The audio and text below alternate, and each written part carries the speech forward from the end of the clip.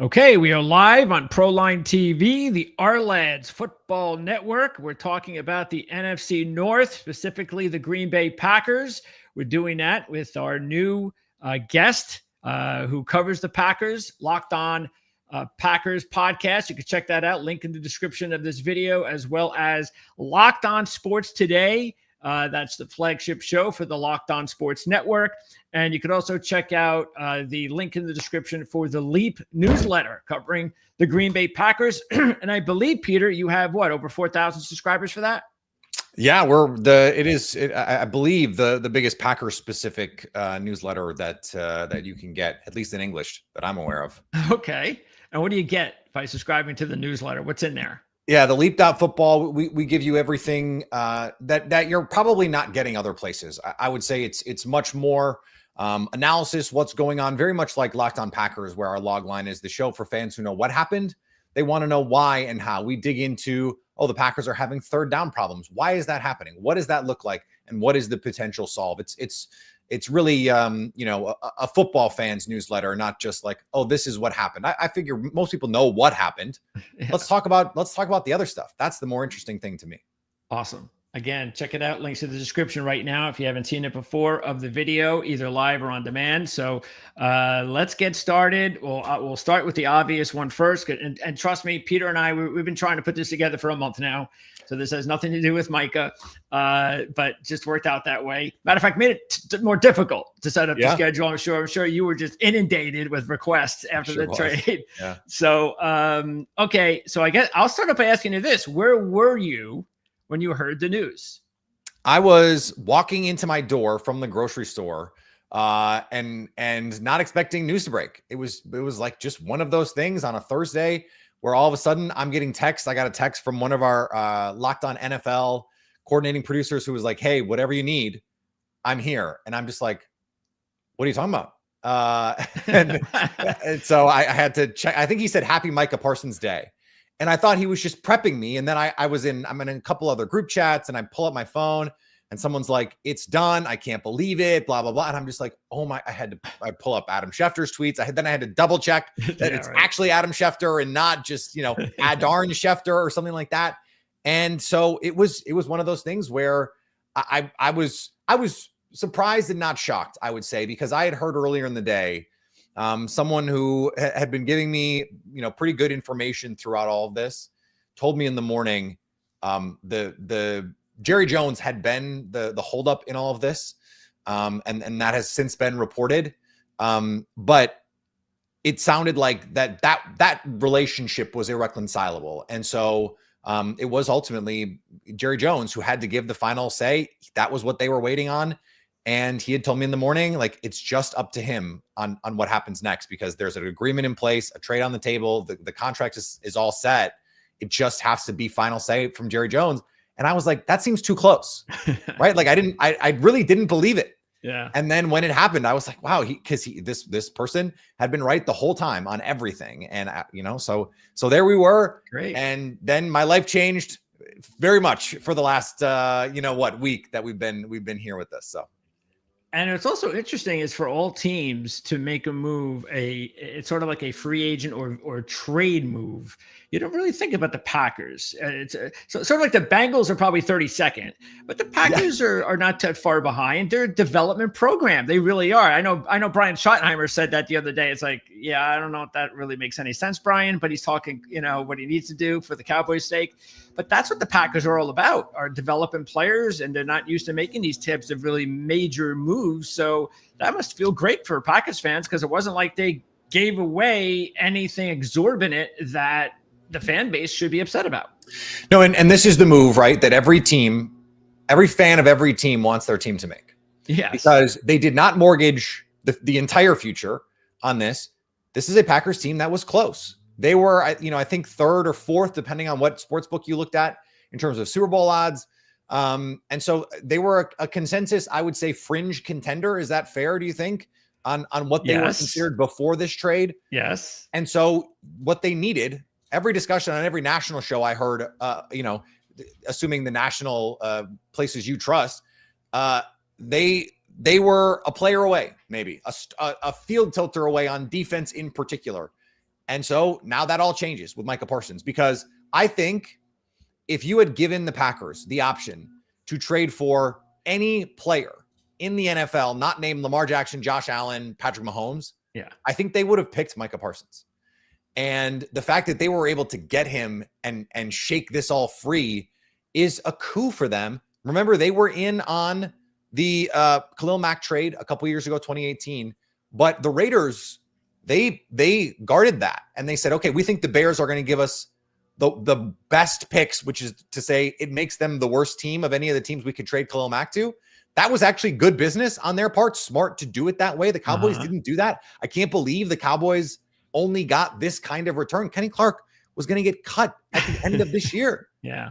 And so to only give up 2 first-round picks for Micah Parsons, I mean, we've already had multiple reports from multiple big-time, like, credential people, Jeremy Fowler and Adam Schefter, say, we've heard from teams who said they would have given more. They would have offered more had they been given the opportunity to do that. And so, you know, that's how some of these things need to happen. That's how the A.J. Brown trade happened. Like, I think there were teams that would have given the Titans more than the Eagles ultimately gave for A.J. Brown. That was a call on a different player. The Eagles had called the Titans about a different player and wound up on A.J. Brown and made that deal sort of in the dead of night on draft night. And so that, you know, that is what you need sometimes to build a Super Bowl roster. You need that little bit of stroke of luck, or you need God speaking to Reggie White saying you need to be in Green Bay. And that's been the bit over the last week that, you know, God spoke to Micah Parsons and, you know, he's got to be in Green Bay now. Yeah, it is amazing. Like you said, it's every fan base's dream, because especially for a Michael Parsons type, because you could say what you want about receivers or other positions, but an edge rusher, a Hall of Fame caliber edge rusher in the prime of his career, that doesn't, you can't even get the 10th best edge rusher on the market. And this is the scary thing. Maybe not even the prime of his career. We may not have seen the best football that Micah Parsons has played, 26 years old. Yeah. And he only really started playing full-time pass rusher at the end. Like the first season he did that was 2022. 2022. Yeah. That's not that long ago. No. But it's not crazy to think he can be even better. And that is a scary thought for NFC teams. Yes, and as we take a look at the Ourlads updated depth chart, and as far as defense is concerned, what is now what do you think that would be if an opposing team, the Lions coming in to play the Packers this week? What are they going to try to do to take advantage, if they can, of the Packers defense in any way?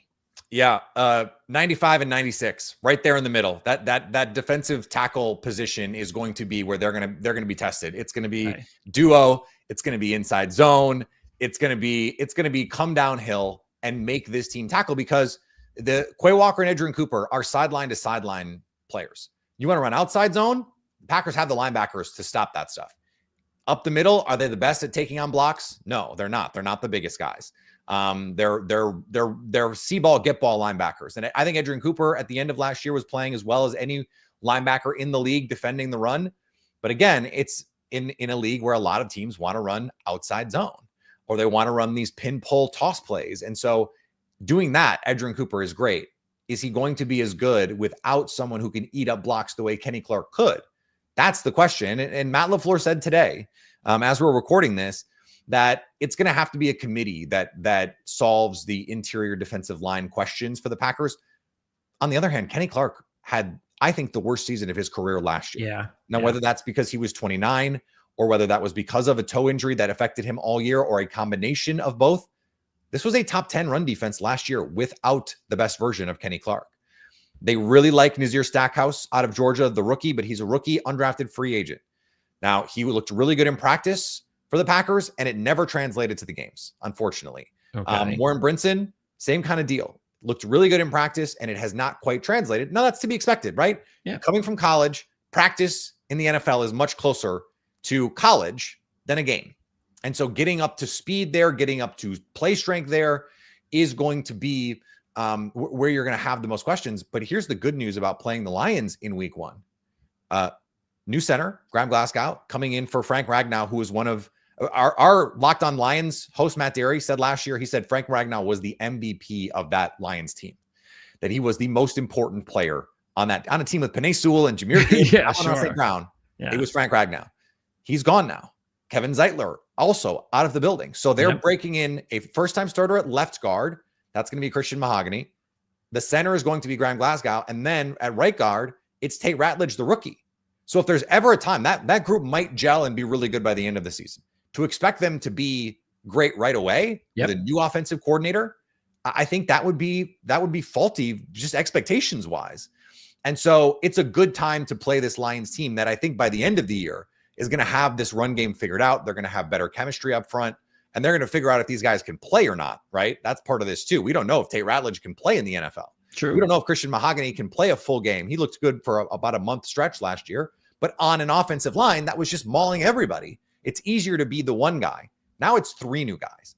And so for the Packers, I think they're catching this Lions team at the perfect time. The other thing about Micah Parsons, I was asked on radio today, how do you replace Kenny Clark? And my answer was Micah Parsons, because I just think it makes it harder to run on early downs, knowing that if you don't pick up yards in chunks, you're setting yourself up for more opportunities for Micah Parsons to come catch you, right?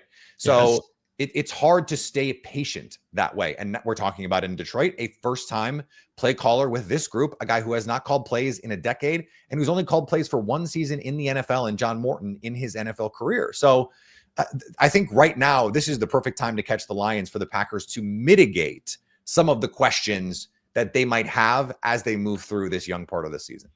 Especially because, and I don't have to tell you this, of course, that the Lions have now beaten the Packers 6 out of the last 7. Why do you have Swept them to bring that up? last year.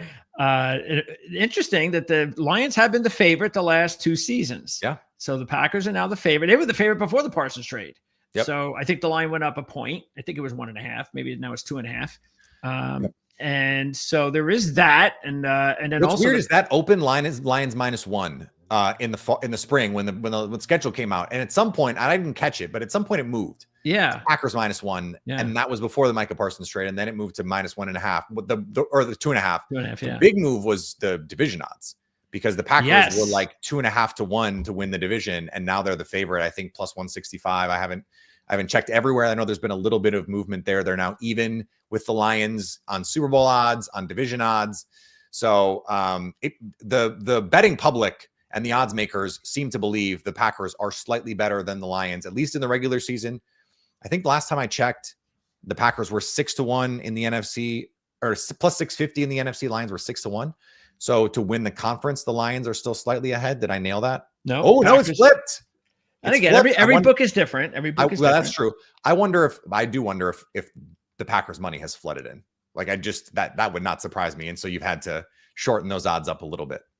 Yeah, it's not surprising, but the bottom line though is, as good as the defense can look, and you also think that too, but this is going to free up the opportunity for the other younger and even the guys that are looking to develop, Lucas Van Ness and so forth, who had a great camp. He was awesome in camp. And now he didn't have to worry about maybe being one of the top guys to worry about. Oh, they're going to worry about this guy. It's going to free me up to maybe be the player that I know that I could develop to be. So yeah, that's going to make things even interesting to find out who else is going to benefit from this.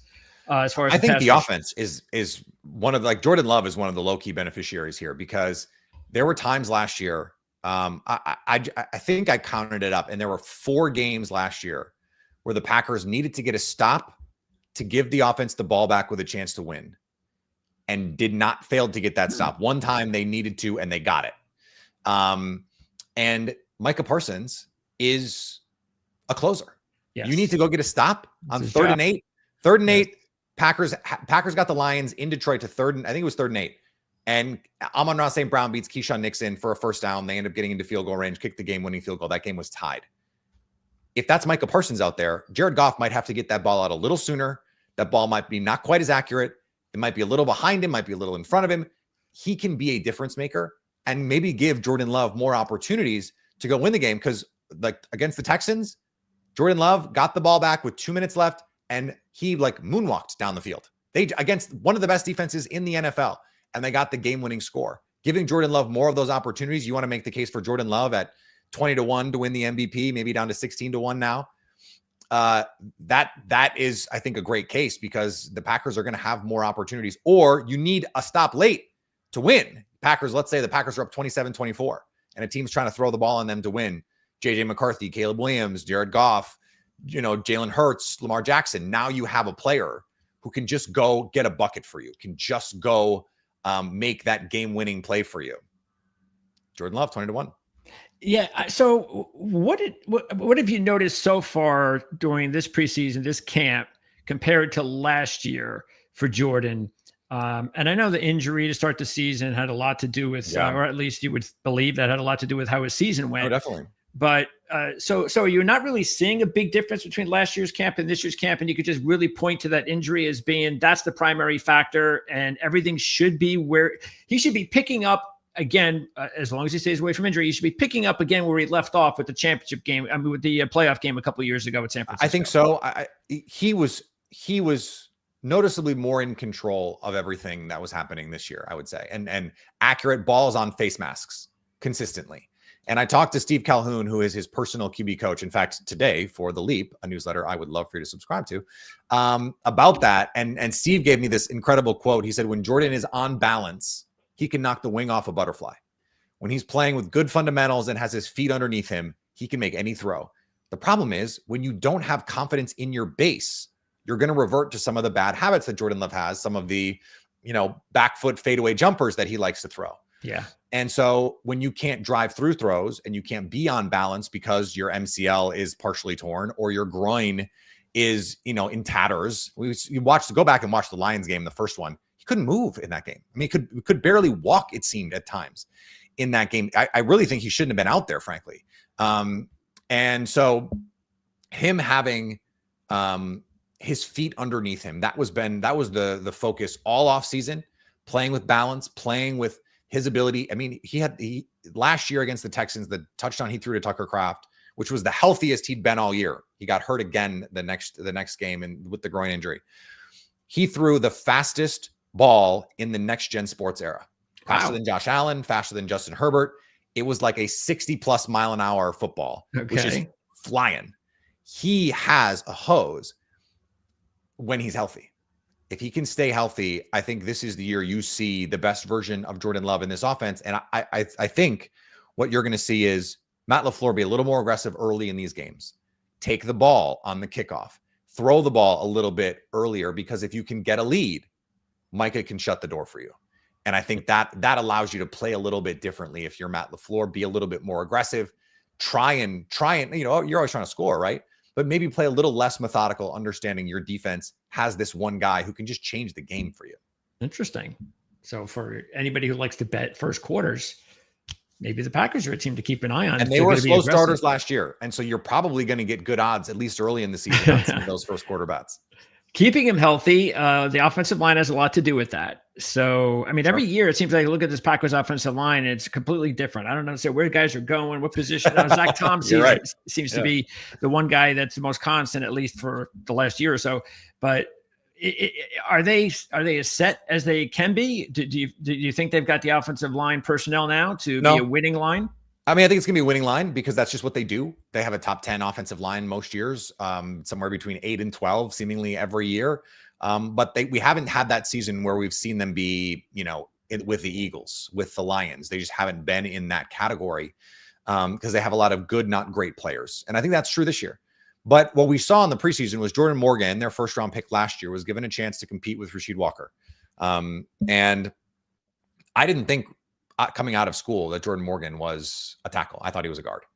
And so I was like, this is silly. Let him compete at right guard. He can beat out Sean Ryan for that right guard spot. They let him compete at tackle. And it sounds like Rasheed Walker is going to start week 1. Now, last year, Jordan Morgan rotated with Sean Ryan at right guard. Are we going to see a tackle rotation? 2 years ago, when Jordan Love was a first-time starter, this is crazy, a first-time starter, they were rotating Yosh Nijman and Rasheed Walker to see who could win that left tackle job. And then in the second half, when they were playing great, and even into the playoffs, they had a platoon at right guard in the playoffs. That is unheard of. It was John Runyon Jr. and Sean Ryan. So they are not afraid to say, we're going to give both of you chances. And over the course of the season, we're going to let the best guy decide who he is. Sure. And Rasheed Walker, I don't think is going to be on this team in a year. Because I think in free agency, $20 to $25 million a year is on the table for him. That's what starting tackles get paid now. Starting guards The Packers paid 19 for Aaron Banks. Mm-hmm. So he's set at left guard. If he's healthy, he's dealing with a back injury. If it's not, it's Jordan Morgan. And so Elton Jenkins also dealing with a back injury. It sounds like they're optimistic he can go.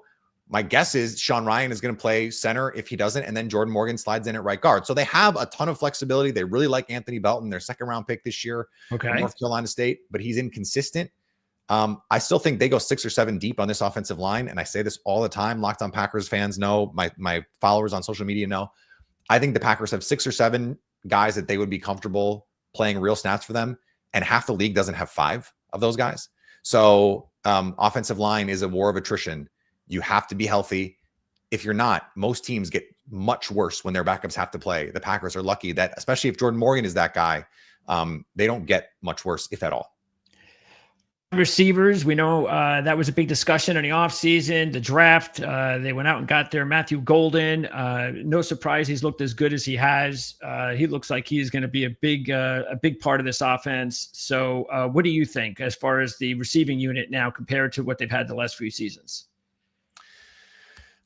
I don't know how different it's going to be in the aggregate, but I think Matthew Golden gives them a player who on 3rd and 8 can just go win. And that's the kind of player they just have not had. So when they're rolling, when they're in rhythm, I call it the most egalitarian offense in the NFL. It is the Warriors ball finds energy, because it's just Jordan Love throwing to whoever is open. And on a given week, it could be a Dontavian Wicks week. It could be a Jaden Reed week. It could be a Romeo Dobbs week. Christian Watson. I think week 5, you're going to see Christian Watson, like minimum PUP time, and then he's back. But Matthew Golden has just looked like their bucket getter this season. We saw it multiple times in the preseason. One of them on Sauce Gardner, where he beats him and Sauce has to grab him. And we saw it on Family Night, which is not a real thing, but he made a couple plays on Family Night as well. So this is a young player who I cannot remember a rookie. I've been doing this, professionally for 10 years and watching the Packers for, many, many more, 30 plus years. I cannot remember a rookie garnering this sort of attention, accolade, and hype coming into a season. And so maybe that's because it's been 20 years since they drafted a receiver. Yeah. But I think if they had drafted a defensive player this good, everyone would be talking about it. It would be a big deal. And it just hasn't happened. So they're trying not to do the thing that everyone is doing in Tampa and saying Emeka Egbuka is going to be in the Hall of Fame. Yeah. But that, I think behind closed doors, if you put them on lie detectors, if you got enough bourbon and Matt LaFleur, he'd probably tell you, we think this guy can be an absolute star. Has Savion Williams shown anything? He's been hurt. He had the labrum injury coming in, and then he got back and then got a concussion, and then re-injured the shoulder. And so it's really been tough. He's been back practicing this week, but I would think we won't see Savion Williams in a meaningful role for the Packers until Halloween at the earliest. There may be some packages he works in on. I'm still waiting for them to say, we're going to try him on kick returns, because I just think with the new rules, he would be devastating in a situation like that.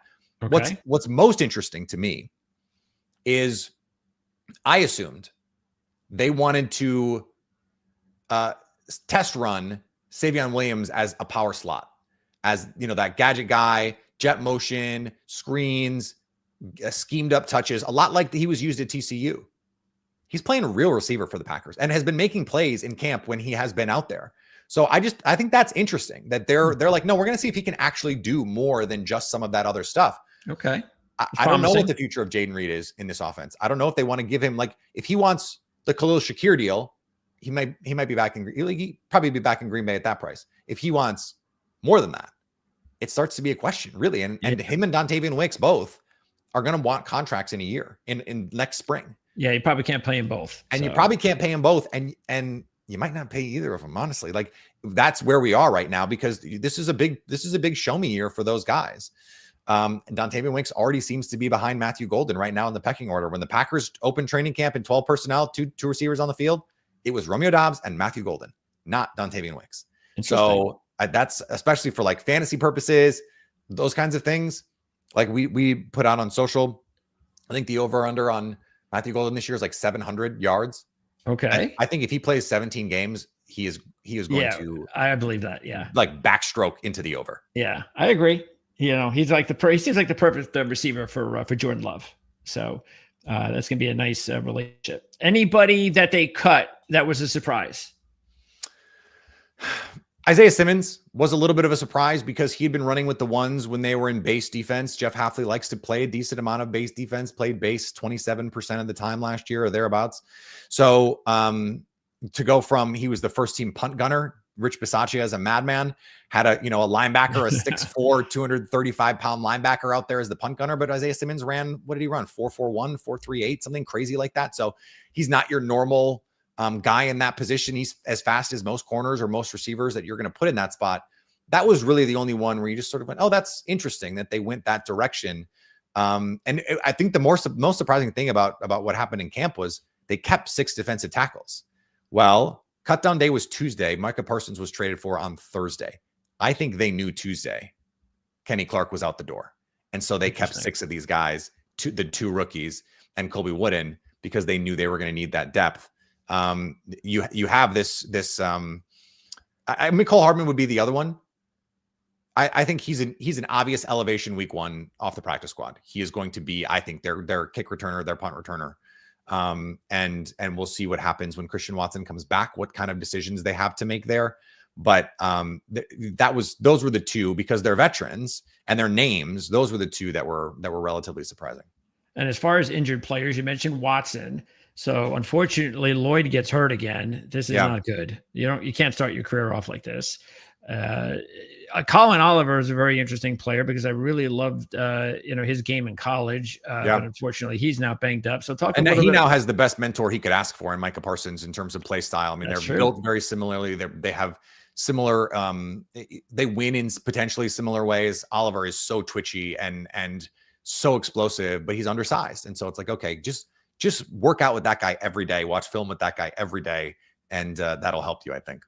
So you think we're going to get all 3 of those players back potentially by almost midseason? Well, the Lloyd, I think he starts on IR because he's been so banged up. I don't think the injury was as bad as like, oh, he needs another month to get healthy. I think it's just like he was hurt last year too, twice.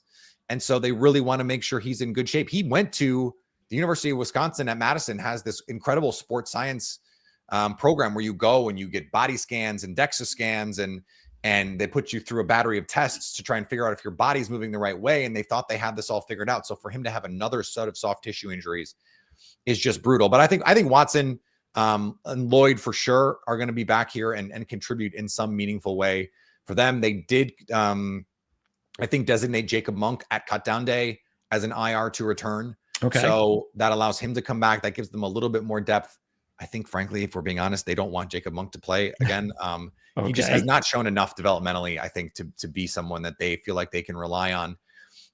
And John Williams feels to me like a stash. They really like him, but he's been hurt all of camp. We have not seen him take a single rep. The same with Colin Oliver. So anything they get out of either of those 2 guys this year, I think would be, gravy.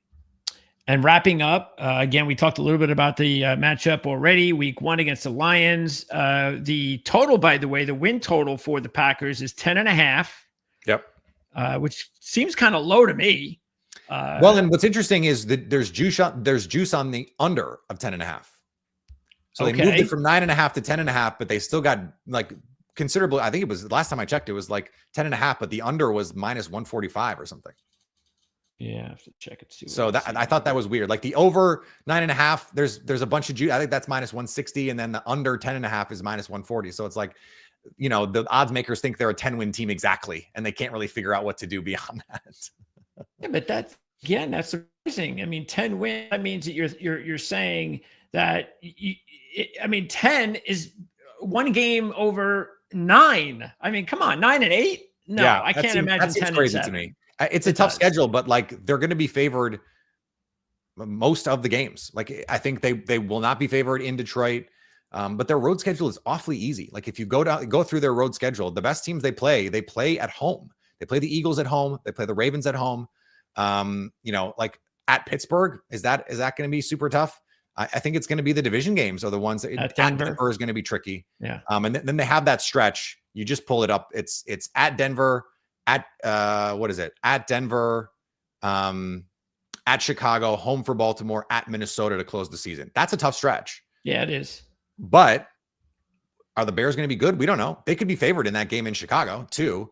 We'll see if they're favored at home against the Ravens. If both of those teams are 12-win teams, they probably will be, right? So I think that they can. I think they can be a 12-win team. I thought they were 11 or 12-win team before the Parsons trade. I think they can be a 12 or 13-win team this year with Micah Parsons, assuming that back checks out, and I think it's going to. Well, if you're 12-1 to win the Super Bowl, I think your win total should be over 10. So that seems crazy, right? That doesn't make sense, right? No, it doesn't. That seems weird. It probably hasn't just caught up somehow, maybe a lot of the money's just going on the Super Bowl and it hasn't gone yet to the win total yet. Maybe, I don't know. But hey, take advantage of it. So Peter, I really appreciate you taking the time today. I know how busy it is for you with the Micah Parsons deal and the season kicking off. And I hope that we get the opportunity to do this during the season. It won't be as long. We'll maybe take a look at a couple of games during the season. Yep. And again, links in the description for all your work. You do such a great job. And again, I appreciate you joining me today. Yep. Anytime. Thanks, Peter. All right, that's Peter Bukowski. And again, you could check out the lead. I keep saying the Leap newsletter. I guess I keep saying the lead because really, when do I ever say Leap? I know Packers fans. I know you guys do. I don't. So I got to get used to it. It's the Leap newsletter. There's a link in the description of this video right here if you haven't checked that out yet. Also, Locked On Packers podcast, Locked On Sports Today, the flagship show for Locked On. That says a lot about how they value Peter and the work that he does. So once again, if you're new, check it out. You can't find a better place to follow the Packers.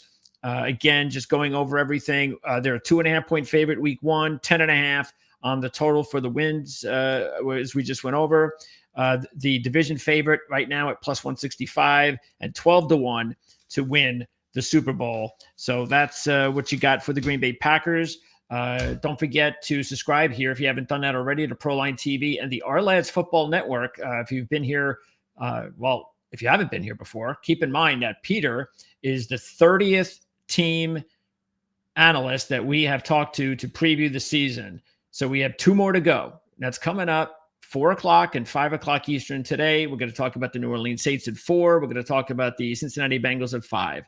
That means that if you check out our NFL section, you'll see at the end of the day, 32 NFL team season preview videos. So check that out. Also, if you're a big college football fan, we have a bunch of college football season preview videos as well. And we're already into the season. So for instance, yesterday, I think it was yesterday, these days go by so quickly now, I interviewed Tom Kakert from Hawkeye Report about the Iowa State game. So now we're into, just like hopefully I'll be doing later this year with Peter, where, hey, Peter, there's a big game coming up. Let's talk about it. Spend 10 or 15 minutes with you. That's what we're doing already with our football analysts. So right now you can check out, though, we got a library full of season preview videos. And if you're into checking out exactly what we thought of for certain teams or basically who we thought to make the playoffs, if you're into all that, check it out. We've got all those prediction videos. I've got sleepers for college football, Group 5. Matter of fact, it's only been 1 week. But we did pick South Florida over Boise State. Long way to go, but we like South Florida. We like them as a team to keep an eye on to win the Group of 5 to get to the 12-team playoff. And we risked everything with week 1 regarding the game against Boise. We admitted it, but we got through it. And there you go. So you can check that out. Because we're not going to be right on everything, but the bottom line is just chock full of information. Jim Feist, who is a legendary handicapper from Las Vegas, you'll see him at the top of the hour at 3 o'clock if you're listening and watching live. He'll have 2 additional handicappers, longtime handicappers. These guys are legends of the industry. They're out in Las Vegas. They do a show starting today, every Wednesday at 3 o'clock. So you can check that out if you want to hear what the legends of the industry in handicapping sound like. Check that out later today, or just check it out on demand if you're watching this show on demand. And then you check out all the other shows that we're going to be having on a weekly basis, from college football, NFL, fantasy football, everything all week long.